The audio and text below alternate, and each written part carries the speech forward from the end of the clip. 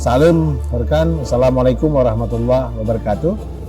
Saya Almuniza, penjabat Wali Kota Banda Aceh, mengucapkan terima kasih atas apresiasi malam ini dalam rangka implementasi program prioritas Kemendikbudristek tahun 2024. Alhamdulillah Banda Aceh menjadi salah satu kota yang mendapatkan penghargaan di malam yang berbahagia ini. Ini menunjukkan bahwa momentum awal untuk seluruh kabupaten kota yang ada di Aceh untuk terus memotivasi seluruh baik itu peserta didik maupun pelaku pendidikan dan kita yang memanage pendidikan di kota, kabupaten kota masing-masing untuk terus menjadikan dunia pendidikan salah satu prioritas kita untuk menciptakan generasi unggul di masa yang akan datang.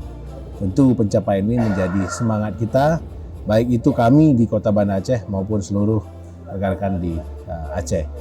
Dan kembali lagi kami sampaikan, ini adalah momentum untuk bersama untuk menuju ke arah yang lebih baik lagi. Terima kasih. Wabillahi taufiq wal hidayah. Assalamualaikum warahmatullahi wabarakatuh. Salam.